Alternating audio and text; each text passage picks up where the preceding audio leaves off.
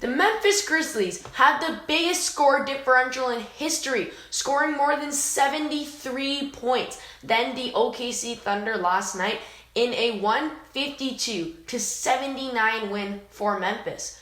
Welcome back to the NBA Recap. I'm your host, Evan, and this is another episode of our NBA Recaps. It was crazy last night. There was a lot of action, lots of scoring, and I mean lots of scoring, and a lot of fun games. So if you want to stay in with all your NBA news, you want to stay intact with the league and all the games, subscribe, like, and if you have any comments, comment it down below. All right, so let's get started from our most exciting to more than least. Let's start it out with their 152-79 win with Memphis. The Memphis Grizzlies were rolling. Keep in mind, still without their star player in John Morant.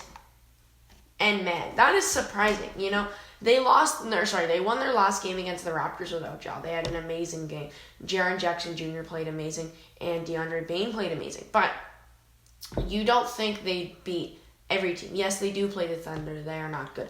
But you don't think the Grizzlies, without John Morant, will have the biggest score differential and score 153 points.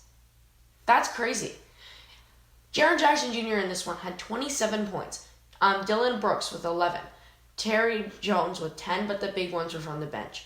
They had almost every single player on the bench except for one person scoring more than 10 points. 19 from DeAndre Melton. I don't know his first name. Scored 18 points, 10 rebounds, and 3 assists. And a ton more with 11 points. There's 3 more with 11. And Jared Kuldner with 17. That's where they got a ton of their points from. And they didn't have turnovers. Literally, as a team, they only had 7 compared to the Thunder's 19, 5 from Terry Jerome. And the big thing was Josh Giddey and Shai Gilgeous-Alexander were out. Literally their best players, right? You don't see the Thunder winning any single games without them, because Shai is their only hope. They have no hope. The Thunder are pretty bad.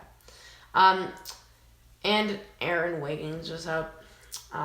Doesn't play much, but he can add at least more than 79 points in the game. No one on the Thunder scored at all, really. Like, literally, they could not do anything. 79 points in an NBA game is bad enough, but if you add it to that, it's just worse. Right? Their highest score was 15 from Luke Dort, and then they had 3 people with 12 points in Terrence Mann, Ty Jerome, and Mascula. But that was it, right? No one else scored over 10 points. There were some 4 points. There were some 2 points every once in a while. But you don't see that giant 20-point game from a player because it wasn't there. The Grizzlies out-assisted them 41-14. Out-rebounded them 53-26. And they played phenomenal. To start it out, a huge dunk over the OKC Thunder. The whole team was cheering open man in the paint. I don't know. Jonathan Clark was literally in there just doing nothing. He got an open pass. I don't know where the defenders were. Like, why would they double team? Jaren Jackson Jr. going with the celebration. And hey, yeah. Back at it again. OKC. Turnover. Jaren Jackson Jr. inside. And open man. Lob. Ooh. That is a nice one. Gets it over and gets the win. 152-79. The Grizzlies are now 12-10. And the Thunder are 6-15. They are not good. And they don't have Shai Gilgeous-Alexander. So it makes them even worse. The Thunder as a team only had a 32.9 field goal percentage, as the Grizzlies had 62.5. The Thunder only shot 26.9 from 3, as the Grizzlies shot 52%. The Thunder did have a higher 3-point percentage, but had a lot more turnovers, a lot less rebounds, and a lot less assists. The only person with more than 5 rebounds was General Earl Johnson, and that was it. Literally no one else could rebound on this team. I don't know what was going wrong, but they're just a bad team. So I guess so. All right, now let's go to stay in the East. We have the Bulls versus the Knicks. It started out, DeMar DeRozan had a phenomenal day, and Vucevic as well. They had a ton of points. Levine inside gets the poster over Julius Randle. Derrick Rose inside. Alex Caruso's on the ground. Not good. The GOAT is on the ground. Just a joke. DeMar DeRozan had 34 points, 6 rebounds, and 3 assists. Played some not good defense. Zach LaVine, 27, 7, and 5. And Nikola Vucevic, 27, 7, and 3. They didn't have many turnovers either. Their highest turnover guy was Alex Caruso, man, who had 4 turnovers off the bench. And the Bulls played well. The only thing is the Knicks did too. Julius Randle had a 30-piece, as well as Evan Fournier, Isaiah Quickly, and Eric Burns scoring 16. And so was Derrick Rose off the bench with 16. The thing is that it was the end of the game. This was a close game. DeMar DeRozan made it close. See, the rest of their bench is not good. Lonzo Ball was okay. And okay is the only thing to describe. Only 8 points, 5 rebounds, 6 assists. And then Gerald Green with 4 points, 5 rebounds, 0 assists. They got a 6-point game from Caruso, 6-point game from Darian Jones, and that was it. As the Bulls did, though, capitalize on their amazing days from their star players, winning 119-115 against the Knicks as they move up to 15-8, and the Knicks move to 11-11. The Knicks had more turnovers, a lot less assists, and a lower 3-point percentage. It was a close game.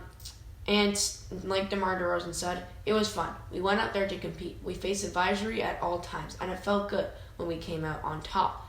Because on top is what DeMar DeRozan had in points, as he scored 18 points of his 38 in the fourth quarter to help the Bulls win. As the Bulls did lose in points in the fourth, 32-30, but they were up 37-19 in the first, and that's really, they just had to build off of that the rest of the game.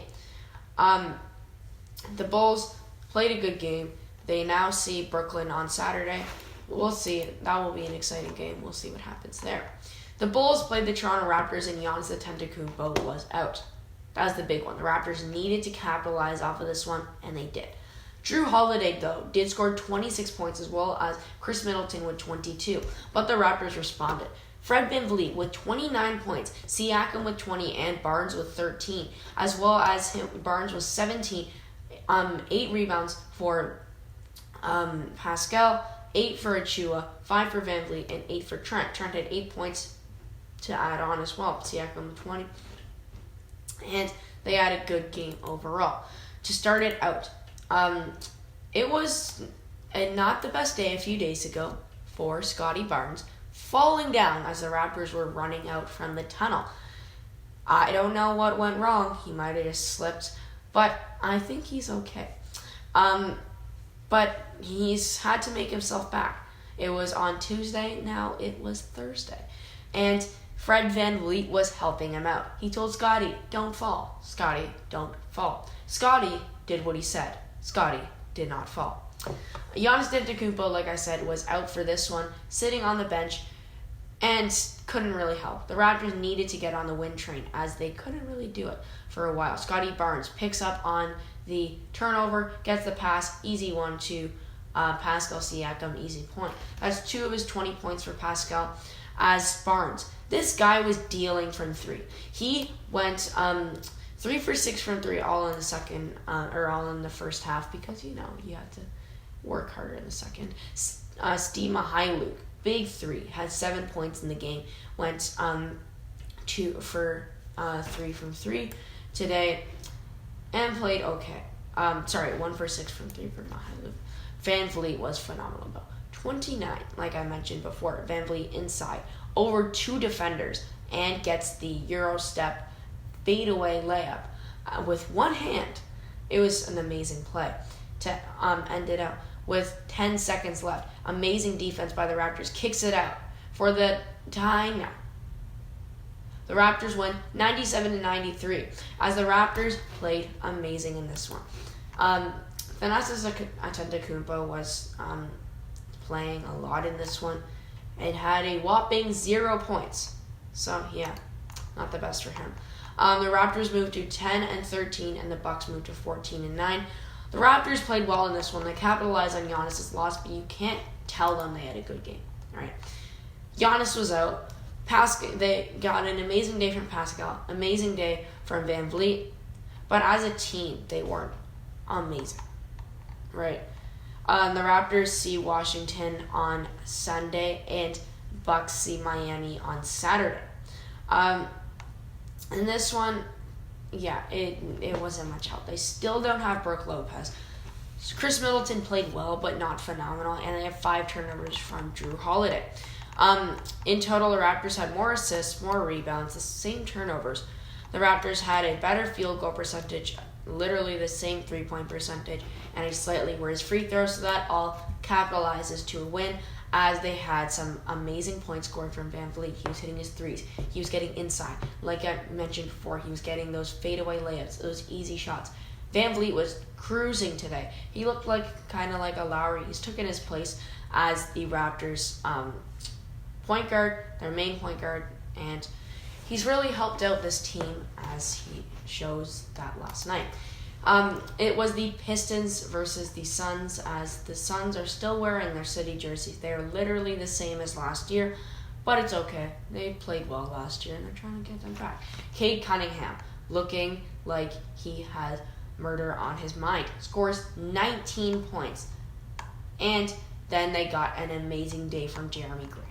34 points from Jeremy, as 19 from Cade, 10 from Isaiah Stewart, and 10 from Isaiah Hayes, and literally that was it. That was it for the whole thing. The Suns didn't have a single person over 20 points, but they still found a way to win. Cameron Johnson with 19, Cameron Payne with 19, JaVale McGee with 10, Landry Shamet with 14, 12 from Chris Paul, 17 from DeAndre Ayton, and 18 from Mikal Bridges. 12 rebounds from DeAndre Ayton, and 12 assists from Chris Paul. As the Suns won 114-103. They had a collective team game. Chris Paul was assisting. DeAndre Ayton was rebounding, and they got points from left and right. They're also playing the Pistons. It's not hard to win. But they had a better everything than them, basically, except for turnovers. They had more turnovers, but they were good for everything else. The Pistons are not a good team. We all know that. 5 turnovers from Cunningham, though, which was the problem.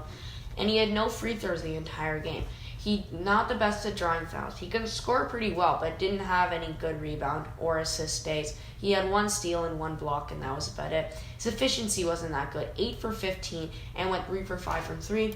He was okay. He did score 19, but if you look into the deeper things, he doesn't look as good as he was tonight. He also could have given up those shots to other players who could have got more points, who could have made the game better. I don't know. But now we're going to go to the East again. It's the Spurs versus the Trailblazers. The the Spurs are wearing their City Edition jerseys away. Which doesn't make sense, but you do you, Spurs. Inside layup, easy from Cameron Johnson, a circus move, if I can say that. The Spurs had some pretty good performances. They were like the Suns yesterday. They had a collective game. 14 from Cameron Johnson, 16 from Doug McDermott, 14 from Jakob Poeltl, 15 from DeAndre Murray, 10 from Darren White, 18 from Brett Forbes off the bench, and they literally just played a team game. 9 rebounds from Poeltl, 14 in total for White and Murray, and 7 for Johnson. 13 assists also from DeAndre Murray. Amazing game overall. Not an amazing game for the Blazers, though. They didn't have what they had. They had a lot of players scoring 10 points. Two players scoring 16 in McCollum and Powell. And they didn't have Lillard in this one.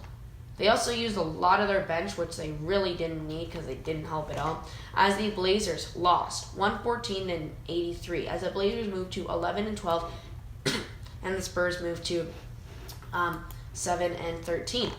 All right, so I think that'll do it for our recaps right now. Now let's talk about the interesting pieces. The Thunder are terrible.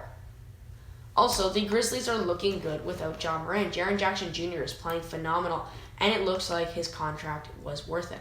The Bulls get a lot of help. They get 3 players scoring almost more than 80 points in their game, as that really contributed to this one. Julius Randle was good, but wasn't good enough.